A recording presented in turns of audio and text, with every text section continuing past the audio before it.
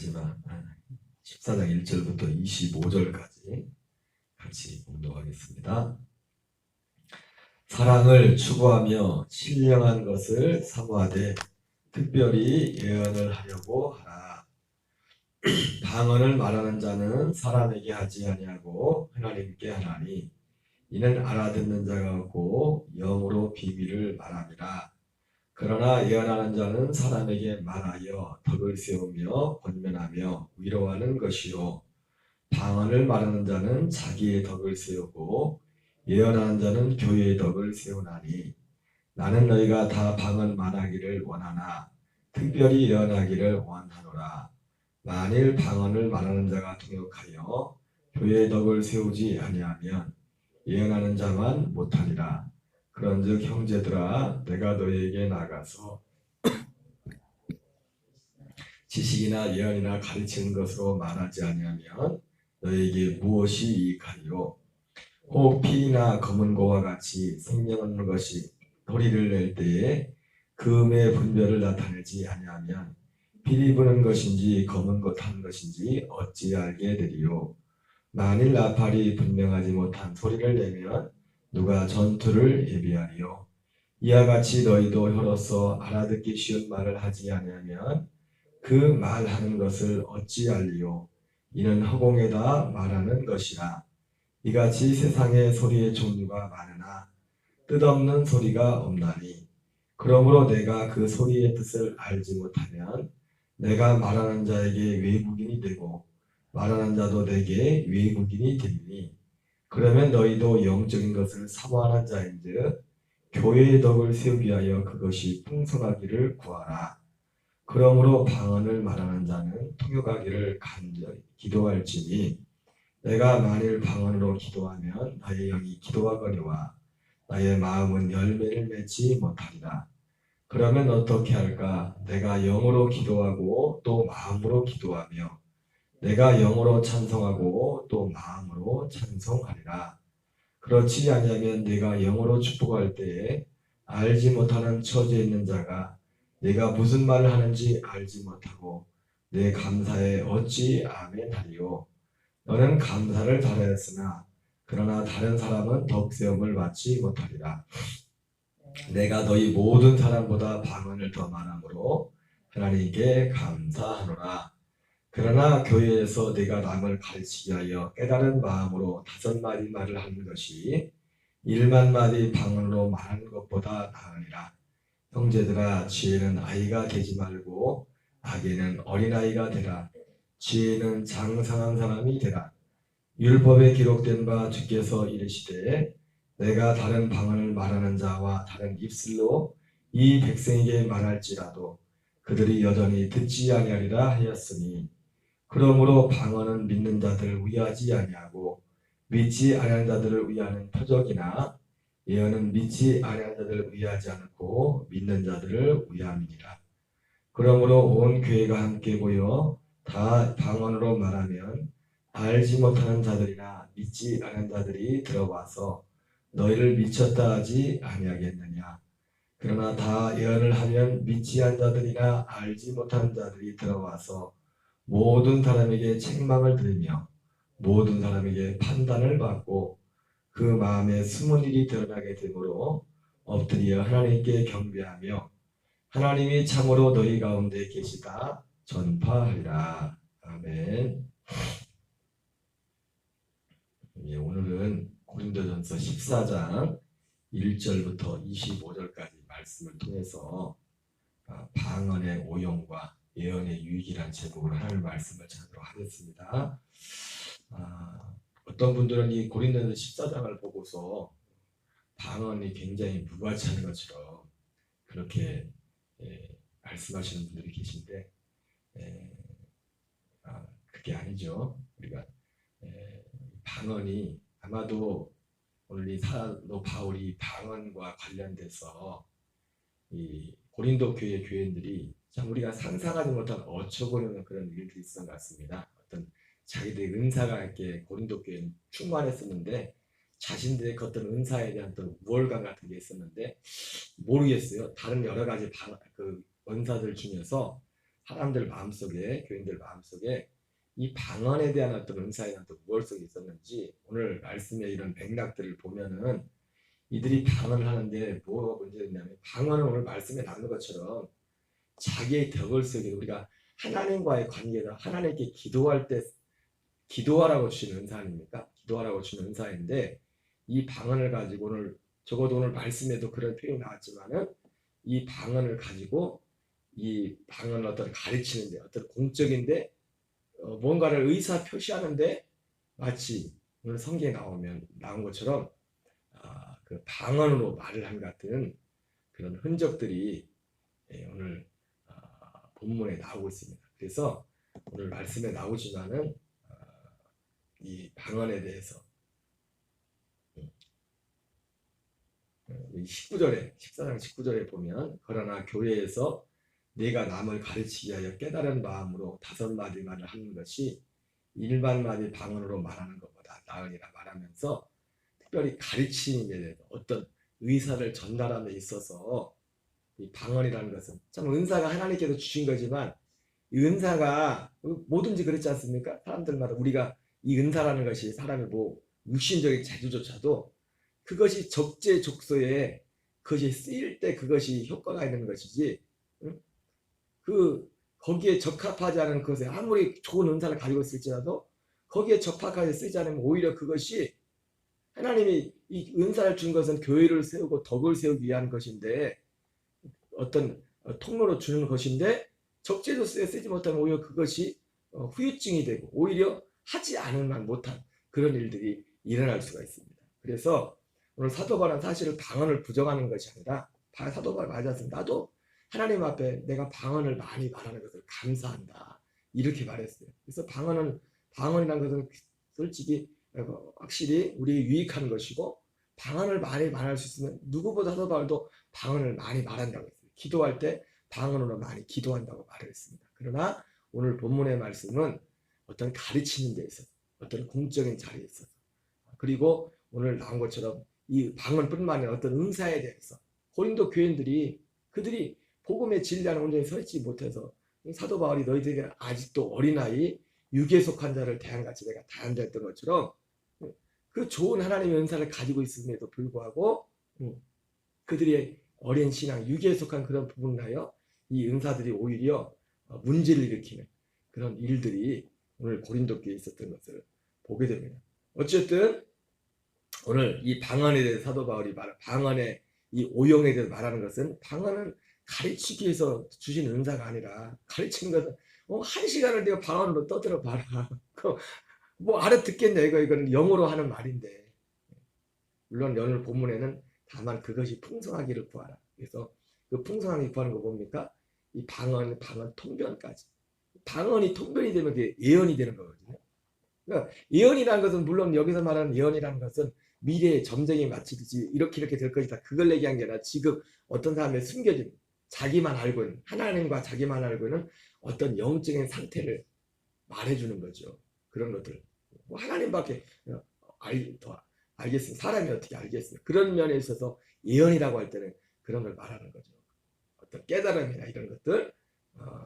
그래서 그런 면에서 방언의 그런 오용에 대해서 경고하면서 그리고 방언을 오히려 방언을 더 풍성하기를 구하되 방언의 통변이 되면은 이것이 교회 어떤 예언과 같은 역할을 해서 교회 어떤 유익을 더 끼칠 수 있다. 그러면서 너희는 통변하기를 구하라. 그것까지 얘기하고 있어요. 앞서 말씀드린 것처럼 사도 바울이 이런 말하는 것은 철저히 이 방언의 쓰임에 있어서 어떤 공적인 자리에서 누군가에게 의사를 전달하는 데 있어서 깨달은 마음으로 5마디 말하는 게 1만 마디 방언으로 말하는 것보다 낫다. 그 어디에서요? 가르칠 때. 기도할 때는 방언으로 기도하는 거죠. 방언으로 할 수 있으면 방언으로 많이 기도하라고 말하고 있어요. 그러면서 오늘 사도 바울이 그 얘기를 하고 있어요. 그러면 형제들아 지혜는 아이가 되지 말고 악에는 어린아이가 되라. 지혜는 장성한 사람이 되라.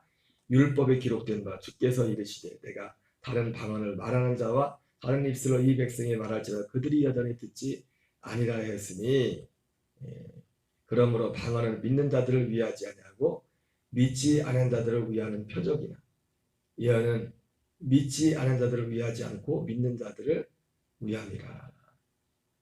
이 말씀이 14장 22절 말씀은 사실은 좀 해석이 매하게 되어 있어요. 방언은 믿지 않은 자들을 위한 표적, 예언은 믿는 자들을 위한 표적, 이렇게 되어 있는데 이 말씀은 어떤 결과론적인 어떤 그 의미가 다 이게 앞뒤 문맥을 보면은 그냥 이 문장만 놓고 보면은 이해가 안 돼. 근데 방언은 믿지 않는 자들을 위한 표적이라는 거 뭐냐면 방언으로 이거를 가르칠 때 누구에게 공적으로 이것을 했을 때 방언은 결국 어떤 사람에게 믿음을 주기보다 오히려 불신을 준다는 거죠. 불신. 반면에 예언을 통해서 사람들에게 하나님을 두려워하고, 방언으로 말하면 못 말해 저거. 그리고 여러분 그냥 방언을 혼자 기도할 때 하나님 앞에 기도할 때 사용하는 거지. 사람들 앞에서 보면 오히려 옛날에 우리 권사님들도 뭐 좀 다른 모양이지만 처음에 교회 왔을 때 막 방언한 거 보고 기겁을 했대잖아요. 기겁을. 믿음이 없을 때 사입이 이단에 온 거 아니야? 그런 것처럼 방언이라는 것을 공적인 사람들 자리에서 하면 오히려 이것이 그 어떤 이걸 듣는 사람한테 믿음을 일으키보다 오히려 그 사람의 믿지 않은 그런 결과를 초래하게 돼요. 오히려 원래 안 그래도 믿음이 없는데 믿지 않은 그런 결과를 초래할 수 있고. 그러나 예언이라는 것은 혼자만 알고 있으라는 게 아니잖아요. 그 예언은 어떤 예언이라는 것은 그 사람의 말을 했을 때 그 사람의 믿음을 촉발하는. 사람이 아무도 나만 혼자 나밖에 알고 내가 상황을 나밖에 모르고 있는데 그걸 어떻게 알았지? 하고서 사람이 하나님 살아계신가 보다. 하나님을 두려워하게 되고 그래서 믿음을 촉발하게 된다는 거죠. 예언이라는 것은. 이것을 공적인 똑같은 그런 상황에서 사용했을 때 공적인 그런 자리에 사용했을 때 일만 마디 말로 시컷 해봤자 오히려 그걸 하지 않으면 못해. 깨닫지도 못할 뿐만 아니라 오히려 그걸 보고 사람들이 저 미쳤네, 저 완전 사입이네, 그걸 보면서 믿음은커녕 그나마 있지도 않던 그 믿음이 더 떨어져 더 멀어지는 그런 결과를 가지고 오지만 예언이라는 것은 믿음이 없는 사람들에게조차도 어떻게 알았을까 내 속사정 아무도 모르는데 야 진짜 하나님 살아계신가 보네. 그래서 어떤 그 사람에게 믿음을 촉발한다는 14장 22절이 그런 의미에서 말씀을 이 문장만 놓고 보면 이게 뭔 내용이지. 그래서 뒤에서 그 말씀을 하고 있어요. 23절부터 그러므로 온 교회가 함께 모여 다 방언으로 말하면 알지 못하는 자들이나 믿지 않는 자들이 들어와서 너희를 미쳤다. 여기 그렇게 말해요. 그죠? 지금 오늘 22절에서 방언은 믿지 않는 자들을 위하고 예언은 믿는 자들을 위한다고 말한 것이 이런 의미에서 한 거예요. 그러니까 문장만 놓고 보면 이게 뭔 얘기인가 좀 애매해 못 먹게 됐어요. 그래서 미쳤다 하지 아니하겠느냐. 그러나 다 예언을 하면 믿지 않는 자들이나 알지 못한 자들이 들어와서 믿지 못한 자들이나 알지 못하는 자들 믿지 못한 사람들은 어쨌든 믿지 않는 자들은 불신자일 수도 있고 그 알지 못한 사람들은 누굽니까? 지금 이 사람이 어떤 형편을 모르는 거예요. 본인만 알고 있고 옆에 있는 사람들은 몰라. 근데 누군가가 예언을 통해 가지고 물론 이것도 아무 데서나 별 얘기를 다 하면 안 되겠죠. 그 사람 개인에게만 해야 될 말이 있고 괜히 이상한 말 했다가 하지 말아야 될 말까지 아무리 예언일지라도 남들이 듣게 되면 오해해서 이 사람을 완전히 매장시킬 수 있는 그런 예언이 있을 수 있지 않습니까? 그런 것은 덕을 세야겠지만 어쨌든 알지 못하는 자들은 누구예요? 바로 알지 못하는 자. 그 사람의 지금 예언을 받을 어떤 대상자가 진짜 무슨 형편인지 알지 못하는 그런 사람들, 당사자나 자기의 예언의 당사자가 되는 그 당사자나 그리고 예언의 당사자는 예언을 받는 당사자는 아니지만은 그 당사자에 대한 어떤 형편을 알지 못하는 사람들이 와서 이 예언을 듣고서 당사자도 그렇고 옆에 사람이 사실이야? 진짜야? 그래? 어떻게 알았지? 그러면은 모든 사람의 책망을 들으며 모든 사람에게 판단을 받고 그 마음에 숨은 일이 드러나게 되므로 엎드려 하나님께 경배하며 하나님이 참으로 너희 가운데 계신다 전파리라. 이렇게 말씀하고 있어요. 오늘 사실 오늘 이 특히 은사에 대해서 계속 사실 12장, 13장, 14장에 계속 은사에 대한 말씀인데 오늘 사실 초반부에서 이 모든 은사들 가운데 14장 1절에서 먼저 그걸 단서하고 있죠. 사랑을 추구하며 신령하는 것을 구하라. 그러니까 모든 은사들은 이 사랑의 이 생명의 통제를 말해요. 생명의 통제를. 적재조수에 이것이 사용되어야 됩니다.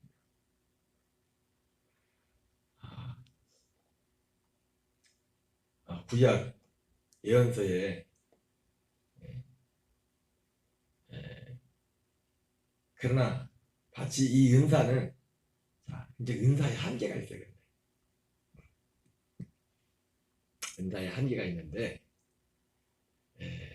은사는 여기 말하는 것처럼 어떤 하나의 표적과 같은 표적. 그래서 은사는 은사가 이렇게 나타나져서 은사를 통해서 구원을 받지 못해요. 사람들에게 이 은사를 통해서 하나님이 살아계시구나.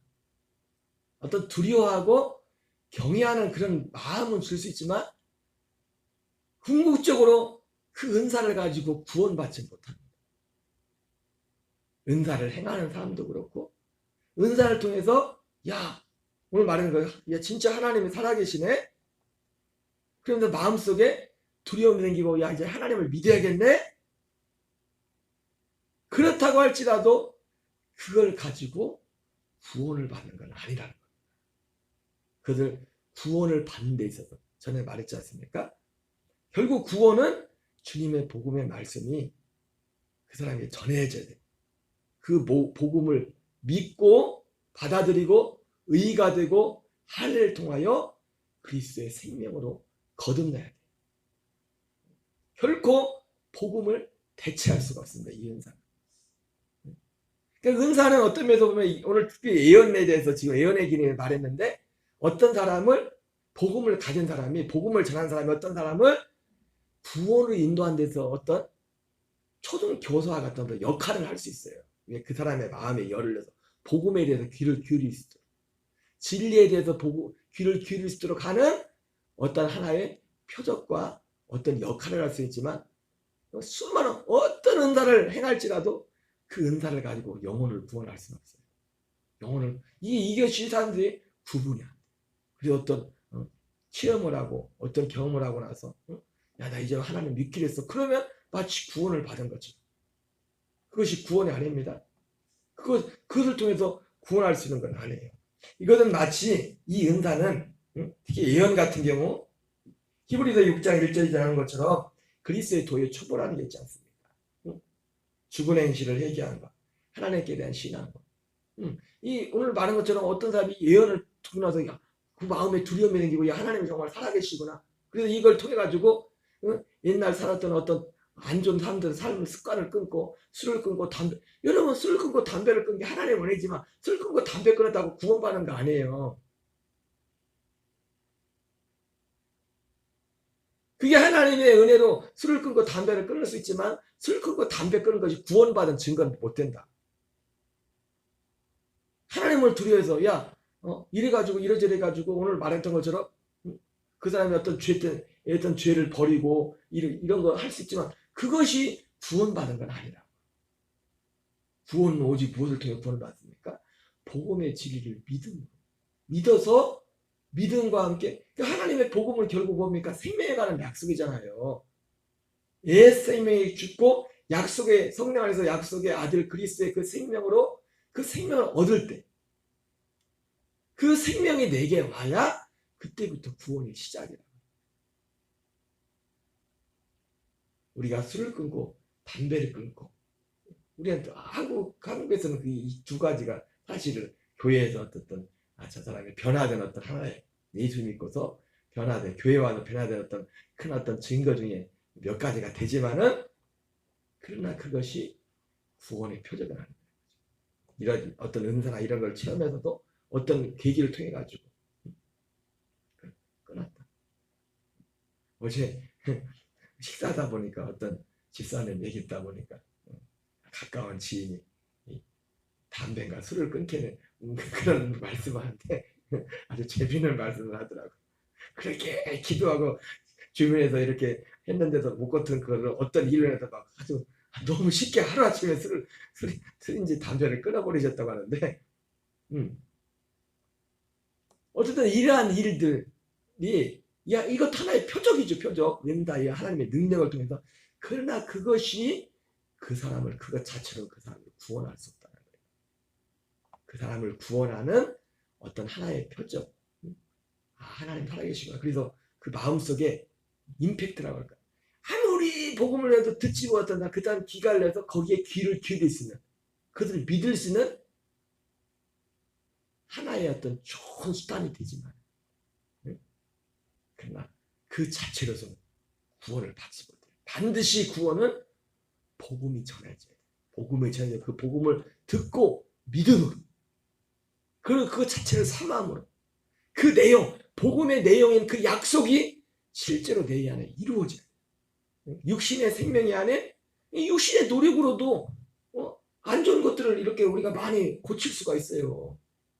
어떤 동기들, 아니 사람 말은 그렇게 안 들어도 의사 선생님이 우리가 그런 얘기 했었잖아요. 의사 선생님이 한마디 하니까 그렇게 하지 말라고 하다가 안 듣던 사람 의사 선생님 한마디 하니까 딱 끊더라. 통로는 여러 가지면 그런 육체는 그런 일을 할 수 있다. 그러나 그것이 우리를 거듭나게 하는 거야. 은사가 우리를 거듭나게 할 수는 없다.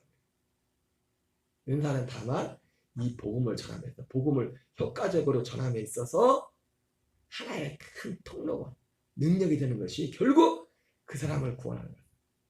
우리가 이 비유가 맞는지 모르지만 전쟁을 할 때, 그래서 군대 전쟁 그렇게 막 공군이 있고 해군이 있고 뭐 수많은 막 무기가 발전이 됐지만 결국 그 어떤 상대국을 점령하는 건 어디예요? 지상군이, 보병이 들어가야 돼요. 보병이 들어가야 거기를 점령하고 거기를 하는 것처럼 수많은 엄청난 능력이 그게 있을지라도, 뭘 체험할지라도 그 사람을 구원하는 것은 복음이다. 그리고 그 구원의 삶을 살도록 하는 것도 복음이야. 여기에 순종함을 통해서. 다만 이 은사라는 것은 이 복음에 순종할 수 있는 어떤 긍정적인 더 큰 임팩트한 그런 역할을 하는 것이죠. 이런 은사 같은 게 아무리 충만할지라도 바른 복음이 전해지지 못하면 그 사람은 구원받지 못하는 거예요. 구원의 삶을 살 수도 없는 것이죠. 아무쪼록 오늘 방언의 오용과 예언의 유익에 대해서 말씀을 하는데, 우리는 그래서 이런 면에 있어서 또 많은 기도를 해야 돼요. 은사가 결국 뭐 은사 여기 나오는 고린도전서 11장에 나오는 그런 은사가 많이 나오지만 결국 은사는 한마디로 말하면 뭐예요? 우리가 눈에 보이는 이 땅을 육체와 관련해서 하나님이 나타나시는 거잖아요. 일하시는 거. 이런 일들은 결국 뭡니까? 그러니까 이것을 통해서 어떤 사람이 하나님의 복음 앞으로 죄에 대해 죽고 의에 대해 살게 하는 거기에 어떤 촉매제 역할을 할 수 있지 않습니까? 그래서 우리는 이런 일들에서 기도가 더 중요하고 더 기도를 우리가 많이 해야 되는 이유가 이러한 이유 때문에. 그러나 그것도 마찬가지. 기도를 많이 한다고 그것 때문에 구원받지 못합니다. 그것으로 구원받는 게 아니에요. 결국은 본인도 그렇고 결국은 그 제3자도 그렇고 그 사람이 구원받고 생명을 사는 오직 유일한 길은 복음의 진리를 듣고 믿음으로 이 길밖에 없다는 겁니다. 우리는 그래서 이 하나님의 표적과 기사가 사도행전에 나오는 것처럼 그 더 충만하게 능력이 나타나게 기도했던 것처럼 기도해야 되고, 뿐만 아니라 이 복음이 더 편만하게 전파될 수 있도록 이 두 가지를 항상 깨어서 기도해야 될 줄 믿습니다. 우리 주기도문으로 마치겠습니다. 하늘에 계신 우리 아버지여, 이름이 거룩해짐을 받으시오며 나라 임하옵시며 하늘에서 이루어지는 것 같이 땅에서 이루어집니다. 오늘날 우리에게 일용할 양식을 주옵시고 우리가 우리에게 죄진 자를 사하여 주노 같이 우리의 죄를 사하여 주옵시고 우리를 시험에 들게 하지 마옵시며 다만 악에서 구하옵소서. 대개 나라와